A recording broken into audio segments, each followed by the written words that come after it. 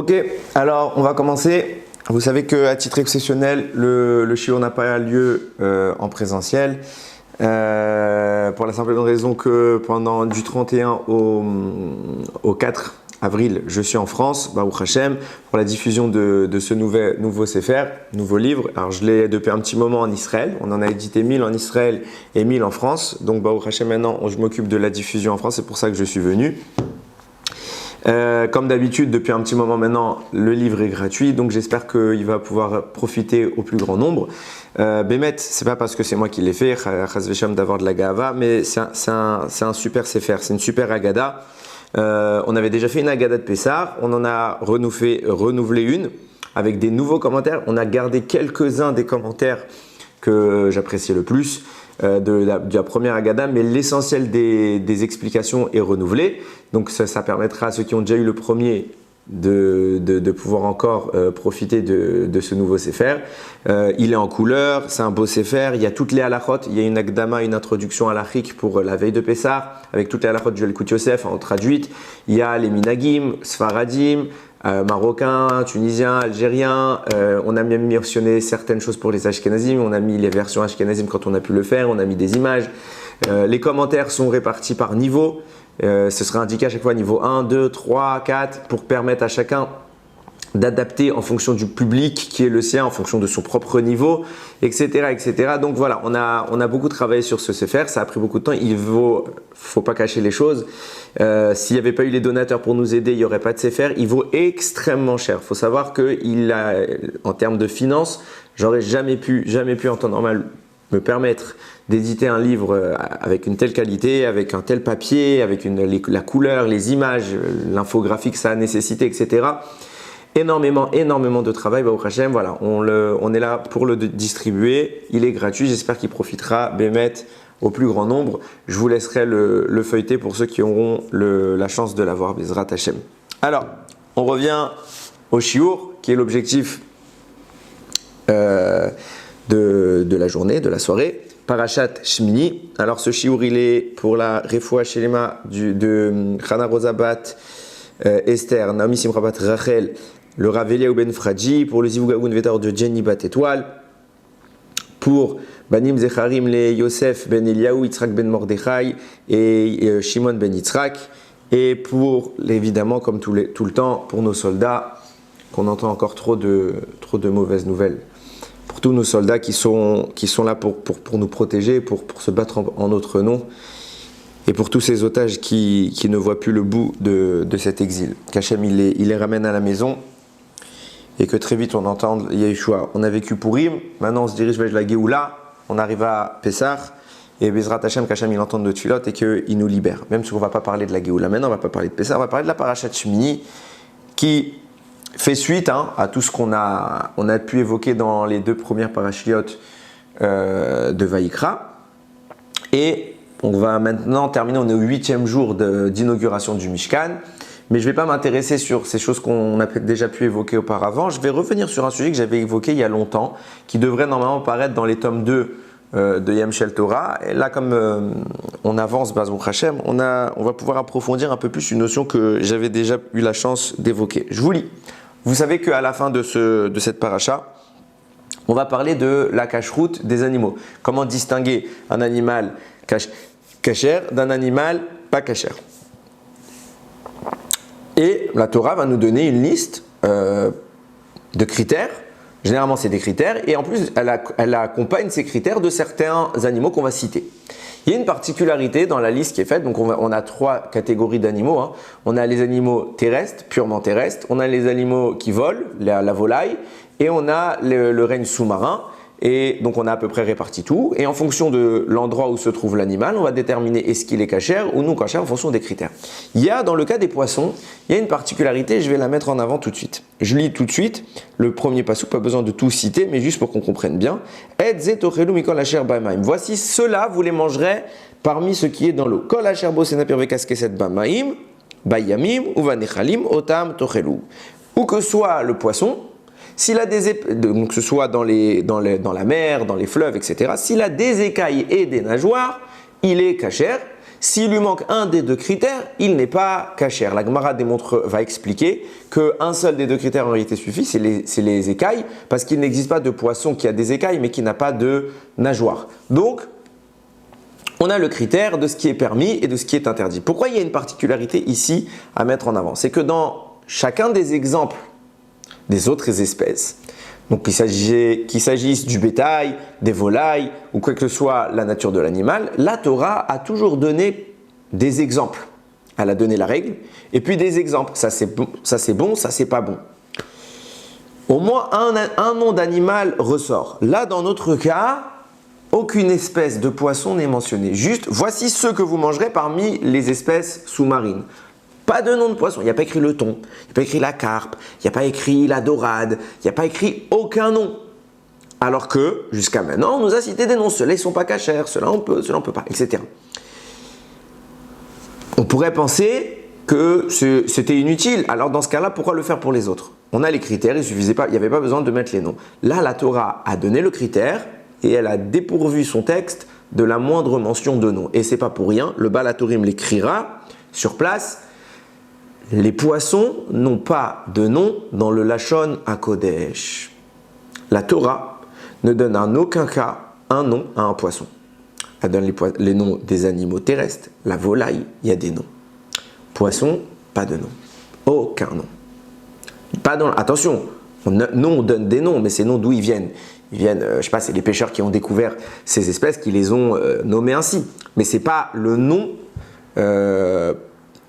que la Torah lui accorde, ce n'est pas sa définition profonde. Le nom dans la Torah a une importance capitale. On dit bien que les parents, au moment de nommer leur enfant, sont investis du roi HaKodesh. Ça veut dire que c'est l'esprit divin qui leur souffle le nom, qui leur murmure dans leur conscience le nom à choisir. Donc on est déjà dans la prophétie quasiment. Là, donner un nom à un poisson, c'est humain, c'est pas grave, c'est simplement le moyen de le désigner. Mais la Torah ne donne pas des noms pour désigner. La Torah donne des noms pour qualifier, pour permettre d'analyser la structure profonde de l'entité. Dans le cas du poisson, il n'y a pas de nom. Baal HaTurim, il est clair, il n'y a pas de nom. Et d'où on sait cela, que la Torah n'a pas donné de nom dans le cas du poisson? C'est basé en réalité sur un pasuk de la Torah sur lequel il va y avoir un midrash. En réalité, quand Akadosh Baruch Hu a créé l'homme, eh bien, il lui a demandé de nommer tous les animaux. Et c'est écrit clairement dans la Torah. Vaikra à Adam Shemot, lechol abehema ulof hashamaim. Adam a donné des noms à tous les animaux et à tous les oiseaux du ciel. Ulchol chayat hasadeh, à tous les animaux du champ. Ul Adam lo matza eter kenegdo. Et lui, il n'avait pas trouvé de conjoint parce qu'il a vu que tous les animaux quasiment étaient en couple. Et lui, il était la seule entité qui était seule, sans Zachar et Nekeva. Le Midrash va expliquer à ce moment-là que lorsqu'Akadosh Baruch Hu a créé l'homme, les anges ont été perplexes devant la nature de la création. Ils ont demandé quelle est sa qualité, quelle est sa particularité. Il a dit, celui-là, il est plus grand que vous tous. Pourquoi? Parce qu'Hachem leur a présenté les animaux au Malachim et il leur a dit, vas-y, comment t'appellerais cet animal? Il leur a par exemple présenté le taureau. Comment tu appellerais le taureau? Dans la Torah, le taureau s'appelle Shor. Et les Malachim n'ont pas su donner de nom. C'est déjà étrange. C'est pas dur de donner un nom. Appelle-le comme tu veux, Shor. C'est très bien. Il leur a présenté ainsi les animaux, ils ont été incapables. Il a dit, regardez, maintenant je vais les présenter à Adam Arishon. Adam Arishon, il voit le taureau, il lui dit, à celui-là, il faut l'appeler Shor. Il voit l'âne, celui-là, il faut l'appeler Chamor, etc., etc. Et Adam, il donne des animaux, et c'est écrit, le Midrash nous dit, tous les animaux sont passés un à un devant Adam Arishon, et tous ont été nommés par lui, et de la manière dont il les a nommés, ainsi on les appellera. Première chose, avant d'aller plus loin, pourquoi les Malachim n'arrivent pas à donner des noms? Pourquoi Hachem demande à Adam de donner un nom? Et c'est lui qui choisira le nom. Ça paraît a priori inutile, aberrant, c'est une perte de... Et imagine la procédure, combien d'espèces existent dans le monde? Combien de temps ça a pris? Alors on est dans une évolution du temps qui n'a rien à voir, certes. Quand il s'agit de mitzvot, Akadosh Baruch Hu, il peut aider, il n'y a aucun problème. En plus, Adam, il est au Gan Eden, c'est quelque chose de spécial, Besséder. Occultons ce souci technique. Il y a une quantité folle d'animaux qu'Adam devra nommer. Je ne sais pas si on se rend compte de tout ce qu'Adam a fait en 2-3 heures. Je ne sais pas si on réalise. Adam, il est né et 3 heures après, il a fauté. Ok? en ce laps de temps, il a eu le temps de faire Birkat HaLevana, d'apprendre les halachot qu'Akadosh Baruch Hu avait besoin de lui donner. Parce qu'Adam, il avait des mitzvot. Il a eu le temps de nommer tous les animaux de la planète. Et il a eu le temps de manger le fruit. Et de s'unir à Chava. Et d'avoir des enfants. Donc c'est pour vous dire, ça n'a rien à voir avec ce que nous on connaît. Tzeder, pourquoi Adam doit nommer là où les malachim en sont incapables? Deuxième question, enfin pas deuxième question, mais là où je voulais en venir plutôt, c'est de là on voit ce que je disais en introduction. On voit que la Torah n'a pas donné de nom aux poissons, parce que sont cités ici, le passouk que le Midrash analyse, on dit bien les animaux des champs et les oiseaux du ciel. Donc Adam a nommé toutes ces espèces-là, mais il n'y a pas écrit les poissons de la mer, ni de aucune source d'eau. Donc les poissons sont mis de côté et ne sont pas du tout nommés par Adam Arishon. Pourquoi on les met de côté? Pourquoi il n'y a pas dans le Lashon HaKodesh, il n'y a pas le langage d'Akadosh Baruch Hu, il n'y a pas le nom des poissons? Qu'est-ce qu'ils ont de particulier, ces poissons? Et on sait qu'il y a une particularité chez les poissons, on sait qu'ils ont une importance. Pourquoi? Parce que déjà, on voit l'importance que les Chachamim donnent à la consommation du poisson pendant Shabbat. Donc on insiste sur cela. Donc il y a quelque chose de vraiment étrange, et on va essayer de le définir. Et vraiment, pour ceux qui avaient écouté le shiur que j'avais fait à l'époque, on va reprendre tous les éléments et on va aller beaucoup plus loin. On va essayer de mieux mettre en perspective. Alors, il y en a qui ont voulu dire pourquoi, et c'est intéressant de le noter pour deux raisons, parce que non seulement ça me permet d'introduire l'idée que j'évoque et on va apprendre des choses. Pourquoi on n'a pas nommé les poissons? Il y en a qui ont voulu dire c'était pas possible, parce que pour nommer les poissons, il faut les amener devant Adam, ok? Maintenant, pour les amener un à un devant Adam, et en plus, il faut bien comprendre qu'Adam, il n'a pas dit des noms au pif comme ça, hein. Il a bien réfléchi, il a analysé l'espèce, il a déterminé son shoresh, sa source profonde, et il lui a donné un nom qui lui correspondait. Donc, il fallait un certain temps. Or, si tu sors un poisson de l'eau, il va mourir. Donc, le temps qu'Adam les analyse, etc., et vu en plus, il y a encore plus d'espèces sous-marines, il semblerait, que d'espèces terrestres, donc il aurait fallu beaucoup de temps, et l'animal serait mort pour rien. Donc, Akadosh Baruch Hu, pour pas que les animaux soient tués en vain, alors, il n'a pas donné de nom aux animaux. Bon, je ne veux pas dire que c'est faux, puisque c'est mentionné, il y en a qui l'ont écrit, mais c'est dur à entendre. C'est extrêmement dur à entendre et j'ai deux preuves à cela. Une première qui est assez sympathique parce qu'on apprend quelque chose, et une première qui est claire, nette et précise. C'est un commentaire qui s'appelle le Torah Ve'alacha, qui écrit quelque chose d'extraordinaire. Et on va essayer de le démontrer, hein. Mais il écrit quelque chose d'extraordinaire. Il faut bien comprendre qu'à cette époque de l'humanité, première des choses à avoir à l'esprit, c'est que la mort ne fait pas partie de l'équation. Adam n'a pas encore mangé du fruit de l'arbre de la connaissance du bien et du mal, qui va amener la mort dans le monde. Donc la mort ne fait pas partie de l'équation. Donc a priori, il explique comme ça, il faut bien comprendre que l'air était imprégné par un souffle de vie, un souffle intense d'existence, et l'air ne provoquait pas la mort, au contraire, il renforçait la vie, quel que soit son état. Parce qu'il n'était pas impacté par le mal, par la faute d'Adam Arishon. Du coup, il explique comme ça, je me rappelle bien qu'il s'appelle le Torah Ve'alacha, il dit du coup, les poissons ne présentaient aucun risque à sortir de leur environnement naturel sous-marin pour aller sur Terre. Alors, comment ils se déplaçaient avec des nageoires? C'est pas le sujet, on ne dit pas qu'ils sortaient, mais on dit qu'ils ne mourraient pas en sortant. C'était viable pour eux à l'extérieur. Et ce n'est qu'après la faute d'Adam qu'un souffle de mort s'est abattu sur la création d'Hachem et que l'air est devenu néfaste et nocif pour les animaux qui vivaient sous l'eau et qui ne peuvent plus maintenant supporter de sortir de l'eau. Donc déjà, premier point, l'environnement extra-sous-marin n'est pas néfaste. Alors, vous allez me dire, et d'où il sort ça? Alors la logique, petit 1, il n'y avait pas d'environnement néfaste, il n'y avait pas la mort dans le monde. Mais où on a une preuve que les Chachamim nous ont donnée, parce que lui c'est très récent, et comme ça il inventerait que les poissons peuvent vivre en dehors de l'eau à l'époque d'Adam Rishon. Est-ce qu'on a une preuve dans les écrits des sages, des écrits beaucoup plus antérieurs, que oui, ils peuvent vivre? Alors j'étais en train de chercher des sources à cela, et au Hachem, je suis tombé sur quelqu'un qui a mis cette idée-là, j'ai pas son nom, mais c'est un tzaddik, j'ai trouvé cette idée très intéressante. Une preuve claire en fait dans la Gemara. Il y a à l'époque comme ça de Rabbi Akiva, la royauté romaine avait interdit l'étude de la Torah. On trouve que Rabbi Akiva, il se met dans la rue, il étudie en public, sans gêne. Et les sages lui disent, mais dis-moi, t'as pas peur, tu vas pas mourir, c'est dangereux. Alors il leur dit, je vais vous donner un machal, je vais vous raconter une parabole. Un jour, il y avait un renard qui est comme ça au bord de l'eau, et il voit les poissons en train de se déplacer en groupe comme ça, ils essayent de s'enfuir de quelque chose. Alors le renard leur demande, de quoi vous fuyez? Il leur dit, on fuit les filets des humains parce que là-bas ils sont en train de pêcher, et si on s'approche trop de là-bas, on va être pris dans leur filet, alors on s'enfuit. Alors le renard, qui avait faim, leur dit, si vous voulez, moi je vous sors de l'eau, et je vous mets sur la terre, et on va vivre ensemble comme avant nos ancêtres y vivaient, et vous serez plus en danger des filets des humains. Alors les poissons ils regardent le renard et ils disent, c'est toi qu'on dit que tu es le plus intelligent des animaux, tu es un khmar. Si tu nous sors de notre lieu de vie pour nous amener dans notre lieu de mort, et c'est avec ça que tu comptes nous sauver. Alors là vient Rabbi Akiva, il reprend, il dit pareil pour nous. La Torah, c'est notre vie. Vous me dites, pour échapper aux Romains, je dois quitter ma zone de vie. Mais si pour échapper aux Romains, mon objectif, c'est de vivre. Mais si tu me retires de ma zone de vie, je meurs. Donc dans les deux cas, je meurs. Tu ne peux pas me priver de ma Torah. Si tu me demandes, pour survivre aux Romains, de me priver de ma source de vie qui est la Torah, alors je serai mort aussi, ça ne m'intéresse pas.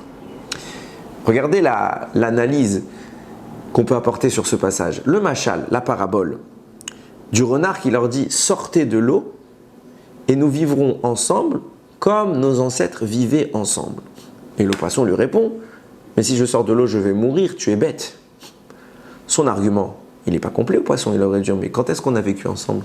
Quand est-ce que tu pouvais nous sortir de l'eau et qu'on pouvait vivre ensemble ?» Comme nos ancêtres, ils auraient dû dire, mais ça n'a jamais existé dans l'histoire. Non, ce que le poisson lui répond dans la parabole de Rabbi Akiva, c'est maintenant, si on sort, on va mourir. C'est stupide comme argument. Mais jamais n'est remis en cause le fait qu'avant, ils vivaient ensemble en dehors de l'eau. De là, on a un remèze, on a une allusion dans cette parabole que Rabbi Akiva écrit. Parce que même dans cela, il nous apprend des choses, en plus du sens au premier, que même à l'époque d'Adam Arishon, les poissons n'étaient pas en danger en dehors de l'eau. Et il était permis pour eux d'en sortir et de respirer l'air libre.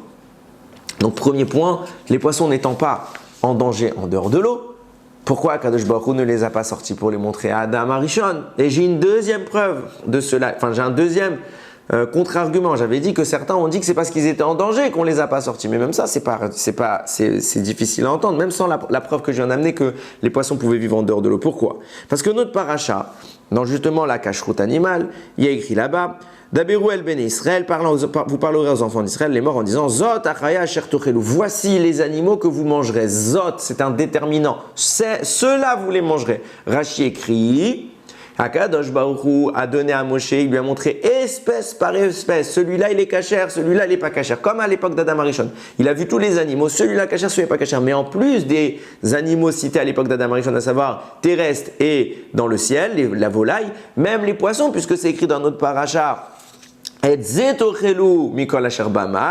Celui-là, vous le mangerez parmi ceux qu'il y a dans l'eau. Celui-là, donc on est en train de le montrer, c'est un déterminant. Donc Akadosh Baruch Hu a donné à Moshe le poisson en question et il l'a montré dedans. Il a dit celui-là, cachère, celui-là, pas cachère. Donc Moshe a bien eu dans les mains toutes les espèces animales et on voit que ça n'a posé aucun problème à Akadosh Baruch Hu de le donner à Moshe, de le sortir de l'eau, quitte à ce qu'il périsse. Alors après, on peut imaginer beaucoup de scénarios. Alors vous allez me dire, peut-être qu'il est sorti quelques secondes, il l'a montré, il l'a rangé. Vous imaginez, il y a 3 millions de personnes qui doivent voir ce poisson. Je crois que ça prend 2 secondes. Non, il les a montrés, ils ont bien regardé, bien remémorisé. Ça a pris le temps. Alors 2 options. Peut-être le poisson est mort, et c'est pas la fin du monde. Après ils l'ont mangé. Ou peut-être, Akadosh Baruch Hu a fait en sorte que le poisson ne meurt pas. Il manque pas de solution pour Akadosh Baruch Hu. Donc on voit que Hachem l'a fait dans l'histoire, de sortir les animaux de l'eau pour les montrer à un humain. C'était Moshe. Alors où était le problème à l'époque d'Adam Arishon de sortir les poissons de l'eau et de les montrer à Adam et dire voilà, donne-leur un nom. Non, on ne donne pas de nom. Ils restent dans l'eau, ils n'en sortent pas et tu t'en occupes pas. Qu'est-ce qui se passe ici? Alors il y a un commentateur qui s'appelle le Nézer à Kodesh, sur le Midrash que je vous ai cité tout à l'heure, sur la nomination des animaux par Adam Arishon. Il dit c'est quoi cette histoire? Qu'est-ce qu'on est en train de faire à ce moment-là? On sait qu'Akadosh Baruch Hu attend de l'homme qu'il soit son associé dans l'événement de la création du monde. On est Meshutafim avec Hachem. Il ne veut pas qu'on soit passif dans son œuvre, il veut qu'on soit pleinement actif. Donc il va nous donner un rôle. La notion du nom, le nom c'est un mot. C'est un mot qui tue donc naturellement une association de lettres. Ok? Les lettres dans la Torah, ce n'est pas anodin, ce n'est pas des sons. Les lettres sont les vecteurs de la création. Dieu a parlé et a créé. D'ailleurs, vous savez, vous connaissez tous ce slogan magicien qui dit abracadabra et hop, il se passe quelque chose. Ça vient de la Torah. Abra, ça veut dire il a créé. Kadabra, comme il a parlé. Dieu parle et il crée la parole divine et créatrice et il nous a conféré ce même pouvoir à échelle réduite, nous aussi de parler et de créer. Lorsque Akadosh Baruch Hu crée les animaux, il demande à Adam Arishon de manier le secret de la création du monde, à savoir les lettres, les 22 lettres de la Torah, dont l'assemblement permet la création et l'acheminement d'un flux divin. Les lettres sont des énergies, des sources créatrices, on les combine et ça permet la création de quelque chose. C'est le code génétique de l'univers. C'est pour ça que Dieu a regardé sa Torah, puis il a créé le monde. Parce qu'il a utilisé cette propre science qu'il a lui-même mis en place pour mettre en place, pour instiguer un élan de création, de vie et d'existence. Donc, Adam, et c'est ça que les malachim ne pouvaient faire. Akadosh Baruch Hu dit, voilà, j'ai créé une espèce, je veux que vous lui acheminiez sa vie. De quoi on parle? Adam doit voir l'animal, déterminer sa source spirituelle d'origine, celle qu'Akadosh Baruch Hu a maniée pour lui permettre d'exister, pour faire abracadabra, pour créer au travers de la parole, au travers de l'association de ces lettres. Et en voyant l'animal, Adam est capable de décerner sa source et de cibler les lettres qui ont été utilisées pour le créer. Et quand il voit un taureau, il dit les lettres qui ont été utilisées pour cet animal, c'est Shin, Vav, Resh, Shor. L'âne, Chamor, les lettres qui ont été utilisées pour l'animal, c'est les lettres du mot Chamor. Parce qu'Adam discerne la source et la met en avant. Par cela, Adam fait descendre la source spirituelle céleste dans un corps terrestre. Et il permet de conclure l'œuvre de cet animal. Grâce à ce nom qu'Adam appose à l'entité qui lui fait face, la neshama de cette l'âme, littéralement pas une neshama, mais l'âme, la source spirituelle, s'incarne dans une dimension terrestre. Ce niveau de connaissance, d'accessibilité au divin était tellement haut que les malachim n'en étaient pas capables. Hachem leur montre le taureau. Comment tu l'appelles? Quelles sont les lettres qui ont été utilisées d'après toi? Les malachim disent, je l'ignore. Le seul qui en est capable, et de là, Adam se démarque et montre toute sa sagesse qui est supérieure à celle des malachim, c'est l'humain.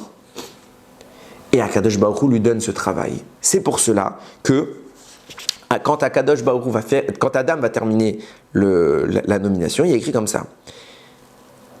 Vayitzer Hashem Elokim mina Adama, Hashem il a créé depuis la terre, Kol Chayat Hasadeh, tous les animaux du champ, Vechol et Kol Of Hashamayim, tous les oiseaux du ciel, Vayavé ala Adam, il les a amenés vers l'homme, c'était le passage qui précédait celui que j'ai cité tout à l'heure, Lirot Maikralo, pour voir comment il allait les appeler. Et regardez ce que la Torah nous dit, Vechol Asher Ikralo ha Adam, et tout ce que l'homme lui donnait comme nom, Nefesh Chaya, comme âme vivante, ou Shmo, c'est son nom.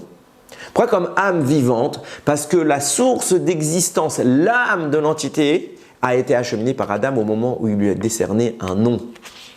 Et c'est cela qui a terminé l'œuvre. Et les malachim en étaient incapables.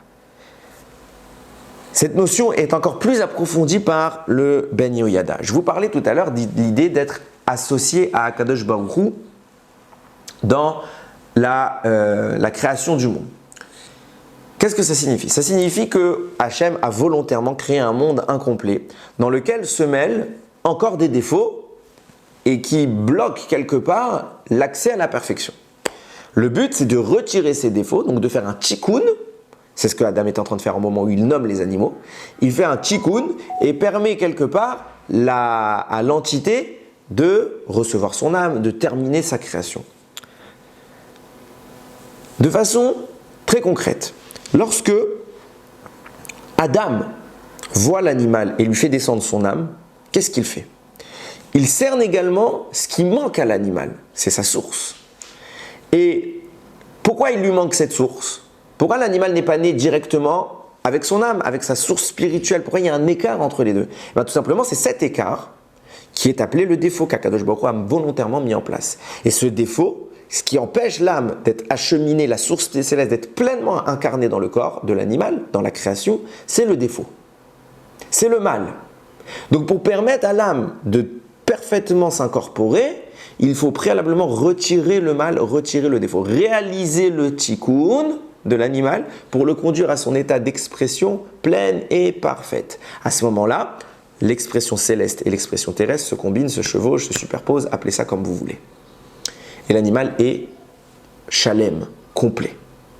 Quand Adam nomme les animaux, il est en train d'acheminer la réalité du monde à un niveau supérieur, à un niveau de perfection. C'est pas Stam, on lui a donné un nom pour voir s'il était fort, s'il était plus fort que les anges. Non, ça, Hachem, il s'en fiche à la limite de prouver cela.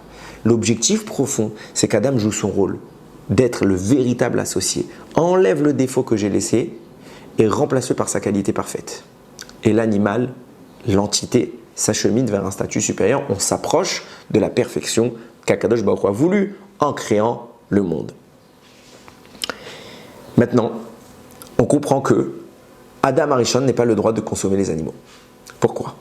Pas parce qu'ils sont finis. Il n'y a plus rien à faire sur les animaux. Au moment où Adam Arishon nomme les animaux, Akadosh Baruch Hu dit le travail de cette espèce est fini, tu n'as plus rien à faire sur eux. Donc tu n'as pas de raison de les consommer. Tu ne peux pas les manger.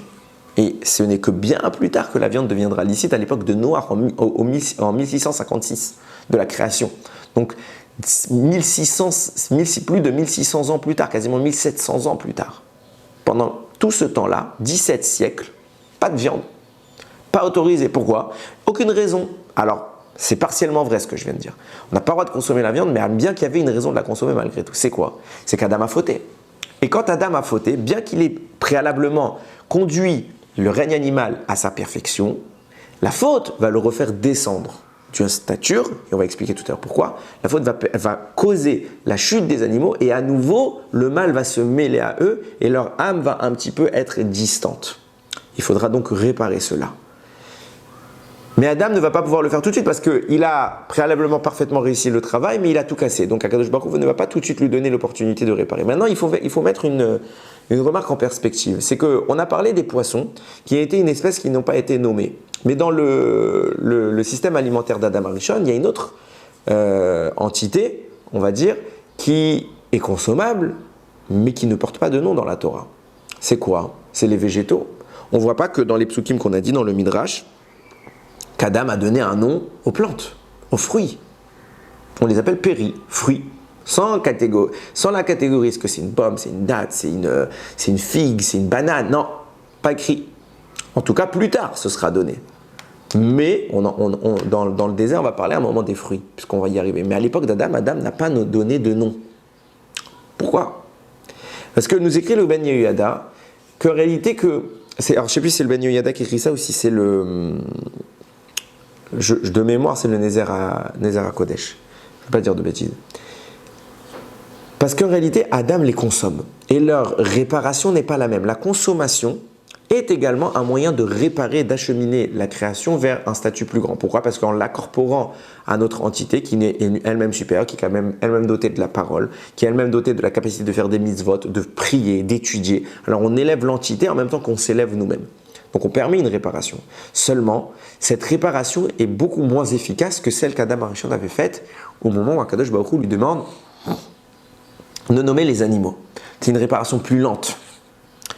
Ce qui signifie qu'au moment de la consommation végétale, Adam intervient, mais il ne peut pas tout de suite donner un nom et tout de suite intégralement faire résider l'origine spirituelle de l'aliment qu'il est en train de consommer. Donc, au moment de manger, on peut faire un tikkun, mais c'est ce qui va se passer finalement avec les animaux. Adam Arishon a fait le tikkun parfait au moment de la nomination animale, mais quand il va fauter, le règne animal va redescendre dans sa stature et il va falloir à nouveau le réacheminer vers le haut. Seulement, ce ne sera pas réclamé pour Adam Arishon, il a loupé le coche. Et donc, pendant 10 générations, l'humanité ne pourra plus intervenir sur les animaux. Et au contraire, on va voir que de déchéance en déchéance, le règne animal va descendre, puisque même à l'époque de Noir, même les animaux se sont pervertis. C'est pour dire à quel point c'est descendu très très bas.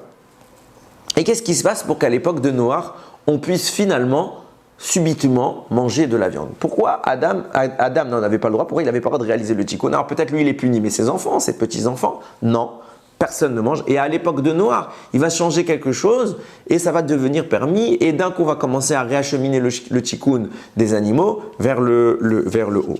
Alors le Oznaim, la Torah, il écrit quelque chose de très intéressant. Il dit, on voit au final qu'il y a 3 opportunités dans la Torah où Akadosh Baruch Hu a réuni tous les animaux auprès d'un homme. C'est quoi ces trois occasions? Première, c'est celle qu'on vient de parler, c'est celle d'Adam Arishon, qui doit nommer les animaux.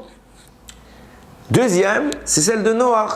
Noach va devoir, pour sauver l'humanité et sauver les animaux, il va devoir réunir dans la Teva toutes les espèces animales qui vivent sur Terre, et même la volaille. Cachère, pas cachère, toutes ces espèces-là, hop, elles rentrent dans la Teva. Donc Akadosh Baruch Hu a bien réuni auprès de Noach tous les animaux de l'époque. Mais, nous disent Rachamim, il y a une espèce qui n'est pas rentrée dans la Teva, c'est laquelle? Les poissons. Les poissons ne sont pas rentrés. Pourquoi? Parce qu'ils vivent dans l'eau, ils n'avaient pas besoin. Et nous le disent les sages, les poissons n'étaient pas pervertis à l'époque de Noach. Ils n'avaient pas besoin donc d'entrer dans la Teva. Ils n'ont pas été concernés par le décret. Alors il y a plein de questions qui peuvent se poser. Comment ils ont survécu les poissons? Parce qu'on sait que l'eau était brûlante. Il y en a qui ont dit qu'il y avait des endroits où l'eau n'était pas brûlante, par exemple autour de la Teva. Il y en a qui ont dit qu'ils sont dans une autre mer où l'eau n'était pas brûlante. Il y a plusieurs réponses qui sont apportées. Mais en tout cas, ils ont été sauvés. Et ce n'est pas littéralement Noach qui a dû s'occuper d'eux. Même s'ils ont été en dessous de l'arche de Noach, que l'eau était froide, ce n'est pas lui qui a fait ça. Il n'a rien fait. Alors que les animaux qui sont dans l'arche, Noach s'en occupe. Et par ce fait-là, ils ont une dépendance vis-à-vis de Noach. Il acquiert leur propriété parce que sans lui, ils sont tous morts. Du coup, il est leur sauveteur, il est leur propriétaire. Et au sortir de la Teva, la consommation de viande devient licite. Et à Noach, puisqu'il est intervenu pour démontrer qu'il voulait sauver les animaux, alors il va continuer ce travail en les sauvant encore plus, même dans un aspect spirituel, et en élevant leur connexion avec le divin, en réacheminant la sainteté et en supprimant les défauts. Et cela, il va devoir le faire de façon lente. Pourquoi? Parce qu'il n'est pas au niveau d'Adam Arishon, il ne peut pas trouver la source profonde de l'animal, lui donner un nom et terminer, il est obligé seulement de le consommer. C'est toujours par le même organe. La première fois, c'est la parole, la deuxième fois, c'est la consommation, mais tout se fait au travers de la bouche, parce la consommation, c'est la version atténuée du discours. Pareillement, il y a une troisième fois où le règne animal va être réuni devant un homme. Alors, je fais une nuance. C'est que, et c'est là qu'il faut bien noter les choses, c'est comme ça qu'il écrit le Kili Chemda. C'est que, comme on a dit, la raison pour laquelle Noach a eu le droit de consommer la viande, c'est parce qu'il a sauvé les animaux. Donc, ce sauvetage lui vaut d'être quelque part au-dessus d'eux et de les consommer. Mais comme on a expliqué que les poissons n'ont pas été sauvés, ça veut dire que Noach n'avait pas le droit de consommer les poissons puisqu'il ne les a pas sauvés, il n'a pas eu de raison de les dominer. Donc à nouveau, nous écrit le Kili Chemda, Noach n'avait le droit de manger que la viande, mais pas les poissons. Il y a un Ramban qui dit le contraire, qui dit qu'il pouvait manger les poissons. Et il y a deux manières de répondre, soit comme le Kili Chemda qui démontre par des preuves qu'il n'est pas d'accord avec lui, il amène beaucoup de preuves. Et il y a une autre manière de voir les choses, et c'est ce qu'on va envisager plus loin. Par la suite, vous allez comprendre. Bezrat Hashem. En attendant, Adam, a priori, n'a pas le droit de consommer la viande, la chair du poisson. Et troisième opportunité, pas Adam. Adam, évidemment, c'était et la viande et les poissons. Noach, c'était poisson, il n'avait pas le droit. Viande, il avait le droit. Mais à l'époque de Moshe, il s'est passé quelque chose de plus important. C'est quoi? C'est que, comme je l'ai dit tout à l'heure, Moshe a eu toutes les espèces entre les mains. Pourquoi toutes les espèces? Parce que même les poissons vont devenir consommables. Pourquoi? Parce qu'on est au moment de Matan Torah. Et quand Akadosh Baruch Hu a créé le monde, au 6e jour, il a écrit comme ça: Vayar Elokim et kol asher asa. Dieu a vu tout ce qu'il avait fait, Veine tov meod, et c'était très bien. Vayerev vayi boker, et ce fut soir, ce fut matin. Yom hashishi, le 6e jour. À chaque fois, il y avait écrit Yom sheni, Yom shlishi, Yom chamishi, pas Yom hasheni, Yom hashlishi, Yom harevi, Yom hachamishi. Là, c'est la seule fois, il y a écrit le 6e jour. Les autres fois, c'était écrit ce fut nuit, ce fut matin. Deuxième jour, ce fut nuit, ce fut matin. Troisième jour, là il y a écrit ce fut nuit, ce fut matin. Il n'y a pas écrit sixième, j'ai écrit ce fut nuit, ce fut matin. Le 6e jour. Le 6e jour, c'est un déterminant, c'est pour désigner un jour en particulier. Pourquoi? Parce que nous disent, Kachamim Rashi le note, Akadosh Baruch Hu avait mis le monde en suspens. Au 6e jour, il a mis une condition. Il a dit: je finis la création du monde et j'y place la condition d'existence suivante. Si les Bnei Israël, au moment du Har Sinaï, acceptent ma Torah, alors le monde existe. Mais ce jour-là, qui sera un 6, ce sera le 6 Sivan, si les Bnei Israël refusent ma Torah, je retourne le monde à Tohu Vavu, au néant. Donc, quand les Bnei Israël ont dit Naaseh v'nishma, qu'ils ont accepté le don de la Torah, ils ont permis le sauvetage de toute la création du monde, incluant non seulement les végétaux, les animaux terrestres et la volaille, mais également les poissons. De là, l'humanité a eu le droit de consommer du poisson, chose que Adam, Noach n'ont pas eu le droit de faire avant parce qu'ils n'ont à aucun moment eu une domination sur les poissons. Alors je précise, il y a des psukim qui précisent bien que Hachem a donné la domination d'Adam sur les espèces sous-marines et pareil pour Noach. Seulement, la Mechilta le précise, c'est la domination pour c'est pas pour la consommation. On peut se servir d'eux, mais on ne peut pas les consommer. Donc il est clair que Adam ne pouvait pas les consommer. Maintenant, pareil pour Noach. Et arrivé Moshe, puisqu'on a sauvé l'humanité en acceptant la Torah, alors on a le droit de consommer la Torah, le poisson. Alors il y a une autre preuve qui après, au début ça paraîtra comme une contradiction et finalement on va comprendre que c'est une preuve. Parce qu'on a un endroit dans la Torah où on nous dit qu'on a mangé du poisson avant le Matan Torah. C'est où? C'est quand on est dans le désert et que le Erevra va se plaindre à Moshe Rabbeinu, ils en ont marre de la manne. Et ils vont dire Zacharnu et adaga sher nochal bemitzraim chinam. On se souvient du poisson qu'on mangeait gratuitement en Égypte. Et là, on voit bien donc on était en Égypte, donc on n'avait pas encore reçu la Torah, on n'avait pas sauvé le monde, on n'avait pas l'autorisation de manger les poissons. On voit bien qu'ils disent qu'ils mangeaient des poissons. On se souvient du poisson gratos. Comment ça se fait? Alors, il y a une belle réponse qui est apportée à cela. C'est le commentaire que j'ai cité tout à l'heure, qui le rapporte. C'est l'idée suivante.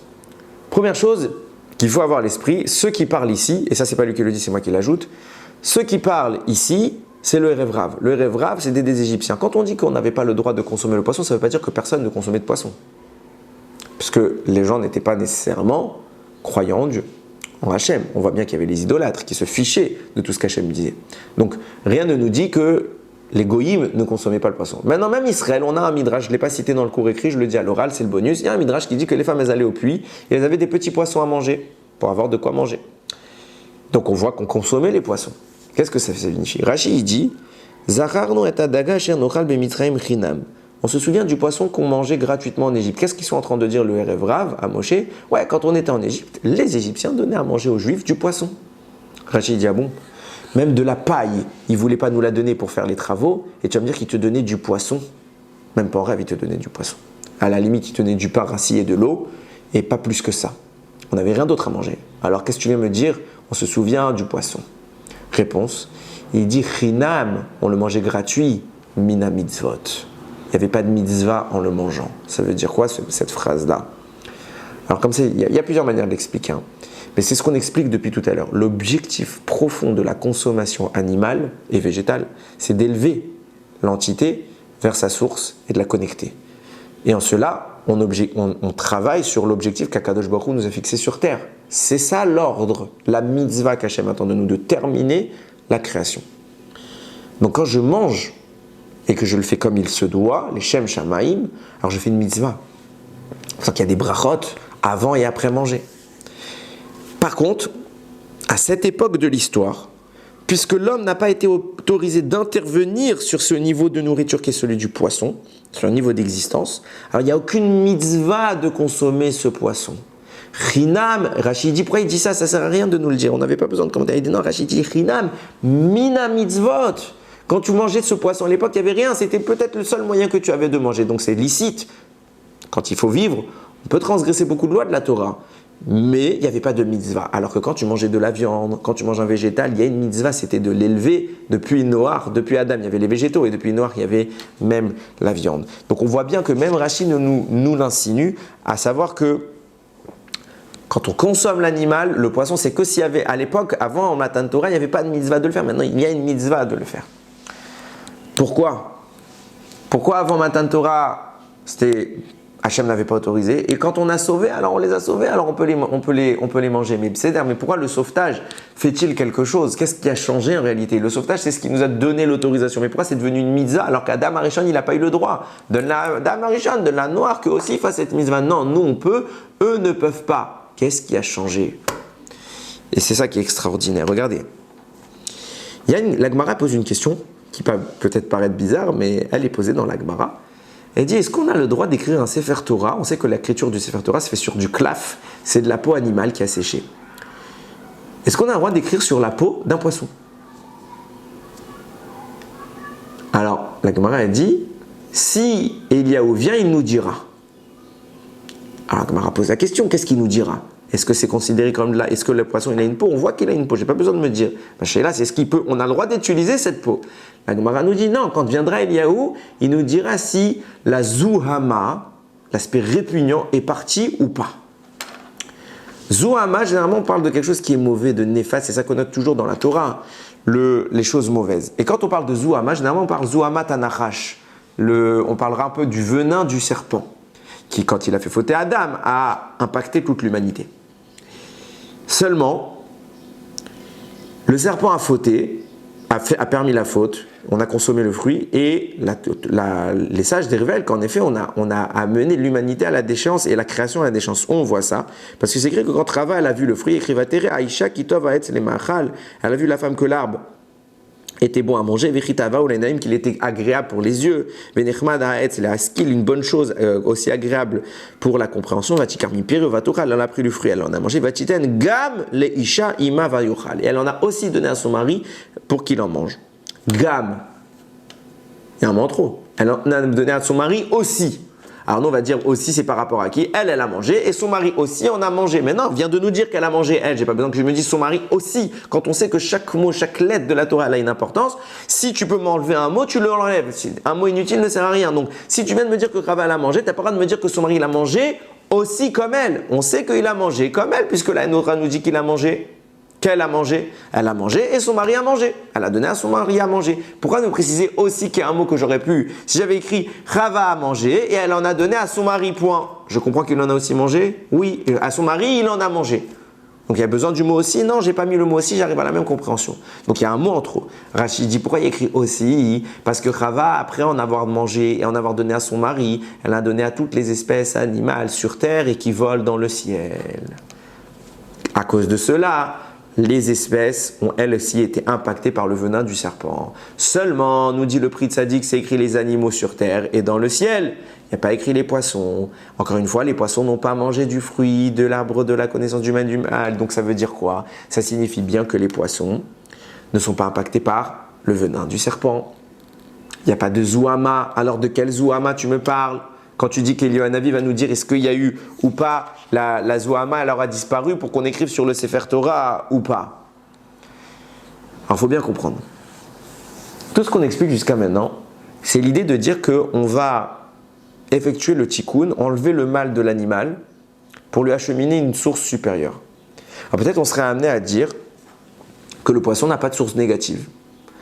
La Gemara dit ici, le poisson il a une source négative, on dit que le poisson il est meurtrier. Il est violent. Il se mange les uns les autres vivants. Il mange sa propre progéniture, il peut la manger. Donc on voit que le poisson, ce n'est pas quelque chose de pur, de sain. Je vais vous dire mieux que ça. On voit bien qu'il y a des espèces poissons pas cachères, violentes, barbares. Le requin, c'est quelque chose de violent, de sanguinaire. L'orque, c'est quelque chose de sanguinaire. Et j'en cite quelques-uns comme ça, mais il y en a plein, très violents. Alors quoi? S'ils ne sont pas parfaits, ça dit bien qu'il y a un défaut à réparer. Alors, on ne peut pas affirmer que le poisson, il n'y avait rien à faire sur lui. Bien sûr qu'il y avait à faire. Et il y avait quoi à faire? Comme les autres espèces, l'amélioration. Alors pourquoi Adam, il ne peut pas le faire? Et pourquoi Noach, il ne peut pas le faire? Et pourquoi que Matan Torah, on peut le faire? Qu'est-ce qui change? D'accord, on les a sauvés, donc on peut agir sur eux. Ça, c'est la possibilité d'agir. Mais pourquoi on ne pouvait pas agir avant? Pourquoi on n'a pas eu cette possibilité? Pourquoi Adam Arishon n'a pas eu la possibilité de sauver aussi les poissons et qu'on les lui présente? On ne lui a même pas proposé. Même avant la faute. Noach, on aurait pu lui dire, sauve aussi les poissons, ils vont mourir dans l'eau, il aurait fait le tikkun. Non, c'est quand même Matan Torah que ça change. C'est-à-dire que l'acte de Matan Torah a tout changé. Qu'est-ce qu'il a changé? Réponse. Ramchal, il donne quelque chose, j'ai trouvé ça extraordinaire. On a évoqué cette idée que je ne vais pas reprendre, mais l'idée, on dira simplement que la notion du tikkun dont on parle depuis le début, de réparation, elle intervient dans les 7 sphères inférieures de la création. De façon très, très imagée. Pour ceux qui savent de quoi je parle, on parle des kélim qui ont été brisés au moment de la création. Et regardez les shurim que j'ai déjà pu faire sur cela. J'en avais fait un sur Para Adouma. Donc ça vaudra le coup de regarder là-bas. Le Ramchal, il dit comme ça. Il dit bien sûr que les animaux sous-marins, ils ont un défaut à réparer. Alors comment on va faire cette réparation? On dit il n'y avait pas besoin. Pourquoi? Parce que de façon générale, à chaque fois que la Torah parle du mot Maïm, les sages nous disent Maïm, En Maïm et la Torah. Maïm veut dire l'eau. En Maïm et la Torah. Il n'y a d'eau que pour qualifier la Torah. Chaque fois que vous voyez écrit le mot Maïm, vous pouvez traduire Torah en deuxième sens de lecture. Où vivent les poissons? Maïm. Et il nous dit comme ça le Ramchal. Les poissons, le tikkun des poissons est orchestré naturellement par la chokhma ilaha, par la sagesse supérieure, ça fait référence à des mondes, qui est caractérisé ici par Maïm. Qu'est-ce que c'est que Maïm? C'est la chokhma ultime, c'est la connaissance de la Torah. Quand la Torah, qui est incarnée par l'eau ici, est présente, alors le poisson fait son tikkun par l'entremise de la Torah. En d'autres termes, l'homme n'a pas besoin d'interagir sur les espèces sous-marines, parce que c'est la Torah qui se charge de les réparer. Au fur et à mesure, en parallèle de son travail à lui avec les animaux, la Torah répare les espèces sous-marines. Seulement, l'animal sur terre, l'oiseau, les végétaux, ça c'est le domaine d'Adam. Lui, il doit intervenir dessus physiquement et faire cette réparation. Seulement, on comprend tout de suite de là, des propos du Ramchal, on fait une différence. C'est que jusqu'à maintenant, pourquoi Adam ne peut pas intervenir? Parce que c'est la Torah qui intervient. Et la Torah n'est pas l'apanage de l'homme. Certes, il peut la connaître, mais elle n'est pas donnée à l'homme. Elle n'est pas donnée à Adam, elle n'est pas donnée à Noach. À qui est-elle donnée? Au peuple juif en sortant d'Égypte, au Mamad Arsinaï. Moshe Rabbeinu reçoit la Torah, et là, subitement, l'évolution spirituelle de l'expression de la Torah sur terre n'est plus naturelle, elle est entre les mains de l'homme. Donc, ce qui est concerné par le tikkun amorcé par la Torah, ça devient aussi une affaire d'homme. Jusqu'à maintenant, la Torah, ce n'était pas notre affaire parce qu'on ne nous l'avait pas donnée en tant qu'obligation. Certains connaissaient la Torah, l'étudiaient, se rapprochaient de Kadosh Baruch Hu par cela. Mais ils n'avaient pas d'obligation, ils n'avaient pas reçu la Torah, elle n'est pas leur propriété. Subitement, elle devient notre propriété. Et donc, on endosse la responsabilité de cette propriété. La Torah a pour rôle également de réparer le règne sous-marin, donc on endosse également ce rôle. Avant Moshe Rabbeinu, pas de problème, les poissons s'en occupent pas. Adam, Noach s'en occupent pas. Moshe Rabbeinu reçoit la Torah, Hachem dit ça vous le mangerez parmi les espèces sous-marines. Cela je vous les montre, cela je vous les sors de l'eau. Maintenant vous mangez les poissons, même si avant vous pouviez les manger pour survivre, mais il n'y avait pas de mitzvah, maintenant vous avez une mitzvah. Pourquoi vous n'aviez pas avant une mitzvah? Parce que le tikkun des poissons ne dépendait pas de vous, il dépendait de l'eau, de la Torah qui était encore dans le ciel. Mais maintenant que vous avez reçu cette Torah sur terre, c'est devenu une Torah terrestre et ça fait une ramification du travail qui est le vôtre. Vous devez dorénavant vous établir, vous occuper de faire le tikkun des poissons. Et cela nous permet de comprendre quelque chose de très intéressant. C'est que concernant toutes les espèces animales qu'on consomme, d'habitude on fait une shrita.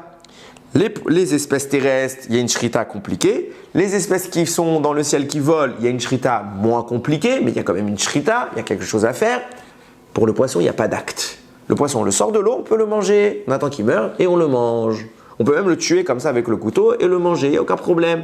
Pourquoi? Pourquoi on n'a pas besoin d'un acte pour le valider, est-ce qu'il est cachère ou est-ce qu'il n'est pas cachère? Parce que comprenez bien, quand on parle d'un acte, ce n'est pas simplement le fait d'égorger l'animal. Si la shrita n'est pas parfaitement accomplie, l'animal il n'est pas cachère. Mangez cet animal, mangez du porc, vous faites la même chose. Donc il faut que l'homme fasse une mitzvah, il y a une bracha dessus. Il fait une mitzvah de shrita et ça cachérise l'animal. Donc on doit agir sur l'animal, volaille, bétail. Mais les poissons ne doivent pas agir, on les consomme directement. Pourquoi? Bien, c'est très simple. Parce qu'on explique depuis tout à l'heure que le tikkun animal dépendait de l'homme. Animaux terrestres et animaux du ciel. Ça dépendait de l'homme, ça dépendait de ses mitzvot, d'un acte. Donc il faut un acte pour terminer ce tikkun. Mais le tikkun des poissons ne dépend pas d'un acte, il dépend de la Torah qui est devenue maintenant l'apanage de l'homme. Donc c'est une étude, et l'étude de la Torah permet le tikkun des poissons. Il n'y a pas besoin d'un acte de mitzvah, simplement d'un acte d'étude. Et au travers de cette étude, on peut acheminer le poisson plus haut, nous autorisant à le consommer sans avoir à accomplir un acte sur lui. Et maintenant on comprend ce qu'a voulu nous dire l'Agma quand elle a dit « Viendra Eliaou et nous dira est-ce qu'on peut écrire la Torah sur les peaux de poisson ?» Il viendra nous dire est-ce que la Zouama elle est partie ou est-ce qu'elle n'est pas partie? De quelle Zouama, de quel défaut tu nous parles? De quelle chose répugnante, de quelle source négative tu nous parles? On parle de ce que j'explique depuis le début, que Akadosh Baruch Hu a mis une source négative inhérente au monde. Il a créé un monde imparfait dans lequel nous devons faire descendre la perfection, on doit le parfaire. Et cette source négative-là, on doit le faire au travers de l'Imouda Torah. Et c'est au travers de cette étude qu'on permet réparer ou pas réparer le poisson. Or, est-ce que nous pouvons affirmer avec certitude Que nous avons préparé ou pas le poisson, la viande, on peut le dire. Pourquoi? Parce que si j'ai fait la shrita, c'est permis, ça y est, on a la possibilité d'élever cette source vers le ciel. Le poisson, Hachem nous a dit, bon, on est humain, on ne peut pas définir les choses avec perfection, donc vous avez le droit de manger le poisson parce que vous étudiez la Torah. Ok? Maintenant, peut-être que ce poisson n'a pas terminé son tikkun parce que vous n'avez pas assez étudié la Torah. C'est pas grave, au pire des cas, vous n'avez pas fait une avéra en le mangeant. Vous n'avez pas réussi à faire ce qu'il fallait, mais vous n'avez pas fait une avéra en le mangeant. Mais est-ce qu'on peut écrire un Sefer Torah sur la peau du poisson? Ça, non, on ne prend pas le risque. Parce que si on a le choix entre quelque chose que c'est sûr qu'on peut l'utiliser, l'animal, qu'on a fait le tikkun parfait en faisant la shrita, et quelque chose qu'on ne sait pas, parce qu'on n'a aucun moyen de déterminer ce que le poisson il a atteint son niveau absolu ou pas, alors on attend qu'Eliyahu Navi viendra, parce qu'Eliyahu nous dira, est-ce que notre niveau de Torah a permis au monde de progresser assez haut pour que même le règne sous-marin puisse avoir atteint son tikkun et être le support de l'écriture de la Torah. Et là, on attend Eliyahu pour nous révéler cela, parce que c'est finalement quelque chose qu'on ne peut pas discerner par nous-mêmes. Il n'y a aucun moyen tangible de définir la chose. Et on comprend pourquoi le poisson, le Shabbat est quelque chose d'extrêmement important. Parce que Chachamim nous le disent, et je ne l'ai pas écrit ça non plus dans le Dvar Torah, mais je me laisse emporter par ce qui me vient à la tête, c'est qu'il y a 3 espèces qui ont été bénies, il y a 3 moments où Hachem il a béni le monde. Au moment de la création des poissons, au moment de la création de l'homme et au moment du Shabbat. Pourquoi? Parce que le Shabbat, c'est le jour où la Shekhinah s'exprime beaucoup plus intensément dans le monde. C'est le jour de la Torah, on l'appelle comme ça. C'est le jour où il faut étudier encore plus la Torah. Donc la Torah s'exprime. Et pourquoi le Shabbat, il faut que l'homme mange du poisson? Parce que ces 3 entités ont été bénies. Poisson a été béni le jour de la création du poisson, le jour de la création de l'homme et le jour de la création du Shabbat. Donc on réunit les 3 au même moment. Et pourquoi spécialement le poisson, le jour du Shabbat, on va le manger? Peut-être petit 1 parce qu'il a été béni. Et pourquoi lui, il a été béni et pas les autres? Parce que le poisson, sa bénédiction dépend de la Torah et seul l'homme peut la faire. Et c'est le jour d'expression absolue de cette Torah. C'est Shabbat. Donc le Shabbat, et surtout à Seuda Shishit, nous dit le Harizal, on mange du poisson pour encore une fois élever encore plus haut la création. Et voilà tout l'objectif. Et en réalité, quand Akadosh Baruch Hu a dit, on voit des petits détails, il n'a pas donné de nom au poisson. Oui, il ne fallait pas donner de nom au poisson. Pourquoi? Parce que le tikkun du poisson ne dépend pas de l'acte de l'homme. Il dépendait de l'imoud Torah d'Adam Arishon. Il y avait pas, enfin même pas à l'époque, c'était pas Adam qui devait le faire, ça se faisait tout seul. Et si Adam avait assez attendu, il aurait reçu la Torah. Donc il aurait reçu la possibilité de s'occuper des poissons par son étude. Il l'a pas reçu. Noach aussi pouvait recevoir la Torah, on l'a exposé plusieurs fois. Il n'a pas réussi, il n'a pas pu s'occuper des poissons.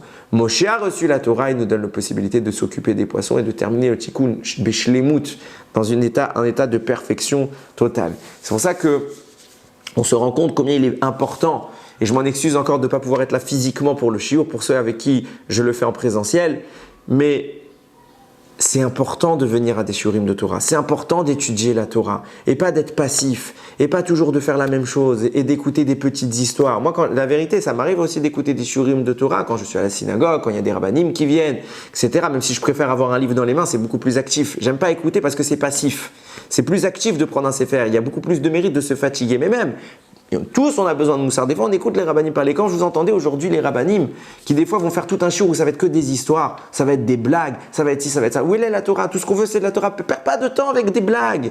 Perds pas de temps avec des histoires. Il a fait ça et ça m'apprend rien. Apprends-moi de la Torah. C'est ça qui m'intéresse parce que tant que j'apprends pas ta Torah la Torah d'Akadosh Baruch Hu, je peux pas permettre le tikkun du monde. Je sers à ça. Je suis pas là pour faire des blagues. Alors oui c'est sympa, ça met de l'ambiance dans le shiur, etc. On s'en contrefiche. On n'est pas là pour perdre notre temps, Rabotai. On n'a pas de temps à perdre. On doit apprendre la Torah, on doit la diffuser à tout le peuple juif. Chacun a une source dans la Torah. Chacun a un élément de Torah que seul lui peut diffuser sur terre. Ne perdons pas de temps avec des bêtises. On n'a pas que ça à faire dans un shiur de Torah. Un shiur de Torah, ça doit être de la Torah. De la Torah, de la Torah, de la Torah. Et on doit la diffuser, on doit la partager à tout le monde. C'est pas notre Torah à nous, personnellement, c'est notre Torah à tout le Ham Israël. Comme ça, on sauve des vies. Comme ça, on termine le tikkun. Comme ça, on amène Mashiach et pas autrement. Encore une fois, voilà, Baruch Hashem. Je disais en introduction, on a fait la Haggadah. Ne pensez pas que c'est un livre que vous devriez découvrir le jour même pour ceux qui l'auront, mais n'importe quel autre sefer, je m'en fiche. C'est gratuit, je ne fais pas la promo de ce livre. Je n'ai aucun intérêt à le promouvoir. C'est gratuit. Donc l'objectif n'est pas là. Prenez n'importe quelle Haggadah, une vraie Haggadah, avec des vrais commentaires, avec des vraies informations qui vont vous apprendre ce qui s'est passé pendant la Géoula, qui vous apprendre ce que c'est Akadosh Baruch Hu. Et ne faites pas l'erreur absolue d'ouvrir ce Sefer le soir du Seder de Pessah. Vous prenez votre Agada maintenant on commence. On étudie les halachot, comment je bois le verre, comment je fais la cachérisation, comment je mange la matzah, tout. J'étudie les halachot du Seder, de toute la fête de Pessah. Et je prends les commentaires, je les prévois à l'avance. Vous imaginez le soir du Seder, vous ouvrez votre livre, vous commencez à lire comme ça et vous lisez commentaire 1, commentaire. Vous savez même pas ce que vous allez lire, vous le découvrez en même temps que tout le monde. Ah, c'est sympa! Hachem Ishmar, vous allez torturer tous vos convives. C'est assourd de faire ça. Il faut que la Torah soit belle, qu'elle soit chachouva me'od, très très importante. Donc on prend le temps, on l'ouvre avant, on l'étudie, on sélectionne les passages qui vont nous intéresser, qu'on va dire à nos enfants. C'est ça qu'on attend de nous. On se fatigue, on perd pas, on dit pas non, j'attendrai le jour même, tout ira bien, il y a toute la nuit. Non, il n'y a pas toute la nuit, les enfants ils peuvent pas tenir, pas tout le monde peut rester toute la nuit réveillé. On prévoit, on étudie, on prend un zman, on permet au monde d'arriver à son niveau absolu d'expression, de perfection. Et on fait ce qu'Akadosh Baruch Hu il attend de nous, parce que nous attendons de lui. Yiratson, qu'on ait toujours le mérite d'écouter la Torah, d'apprendre la Torah et de diffuser cette Torah. Tout ce qu'on apprend dans un shiur, on le répète aux autres. Je ne fais pas un shiur que pour ceux qui l'entendent et tous les rabbins ne font pas un shiur que pour ceux qui l'entendent. Il faut un shiur pour que vous appreniez quelque chose et que vous le répétiez et que la personne qui va l'entendre, elle va le répéter, elle va le répéter jusqu'à qu'il y ait des milliers et des milliers de personnes qui puissent entendre une seule personne qui a parlé. Pas parce qu'on veut être vu, même on veut l'image. Citez-nous, c'est parce que c'est une mitzvah de les citer, c'est pas le problème. Mais transmettez cette Torah. Terminer l'œuvre qu'Adam Arishon, il n'a pas réussi. Nous, on peut la réussir. Adam, il n'a pas fini le monde. Abraham, il n'a pas fini. Yitzhak, Yaakov, les 12 tribus, ils n'ont pas fini le monde. Noach, il n'a pas fini le monde. Moshe, il n'a pas fini le monde. David Améler, il n'a pas fini. Nous, on peut finir le monde. Nous, on a plus de chances que d'y arriver parce qu'on voit que eux, c'est déjà fini. Ils n'ont pas réussi. Nous, on peut. Alors qu'Akadosh Baruch Hu, il nous a donné ce mérite, qu'on ait la chance de s'en saisir, qu'on ait la chance d'étudier la Torah, de la diffuser encore. Il n'y a pas plus beau sur terre. Baruch Adonai Leolam. Amen ve Amen.